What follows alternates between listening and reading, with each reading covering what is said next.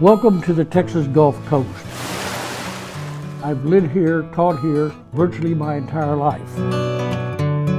Everyone, every building, and every street corner here has a story, and I've set out to find them. I'm Professor John Britt of Lee College, and this is the history in your own backyard. This is the Houston Ship Channel. It is one of the busiest seaports in the United States, a hub of international trade. It is also the home of the USS Texas, the last of the Dreadnought-class battleships. Today, she is a floating museum run by Texas Parks and Wildlife and visited by thousands every year. Randy Smith took us aboard the Texas and shared her legacy.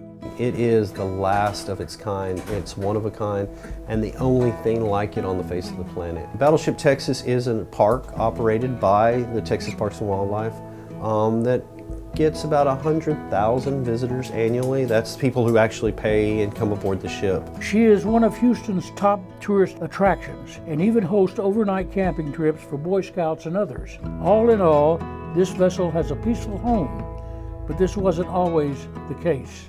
Commissioned in 1914, the Texas is the only surviving Dreadnought-class battleship. Her commissioning came at a significant time in naval warfare history as Britain and Germany escalated global tension through the production of battleships. The United States was establishing itself as a new world power and solidified this image through the commissioning of ships like the Texas.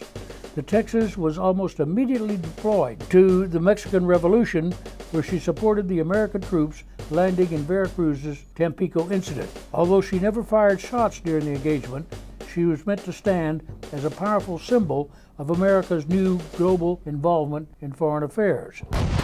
In 1918, the Texas became a part of the British fleet during the last days of World War I. Although her role was relatively minor in World War I, she did witness the scuttling of the German fleet in Scapa Flow, one of the most significant losses of naval craft in history. The Texas is sometimes referred to as a lucky ship. Within 6 months of her christening, she was already outclassed by superior vessels. After World War I, she seemed destined for the scrapyard, but was saved by the Washington Naval Treaty of 1921. The treaty sought to limit the number of battleships that could be produced in an effort to end the arms race among the global powers. The U.S. opted to reinvent some of its pre-existing fleet, including the Texas. The Texas emerged as one of the deadliest vessels of its time. During this period, she made a tour through the Pacific, made a home in Los Angeles, and for a time even served as the flagship for the entire U.S. fleet. By the late 1930s, the Texas had again seemed to outlive her usefulness, but then destiny came calling again.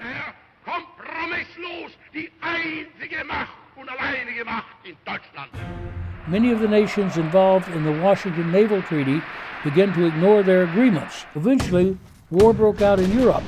The Texas was immediately called to operate on the neutrality patrol in an effort to keep war out of the Western Hemisphere, but she went into full action once the United States became involved in World War II. Perhaps her most famous involvement was serving as the U.S. flagship at Omaha Beach during D-Day operations. She offered support to Rangers as they attacked German batteries and transported many from shore back to ship when ammunition and supplies were low in the bloody conflict. Eventually, Allied forces would win the battle, one of the defining moments of World War II.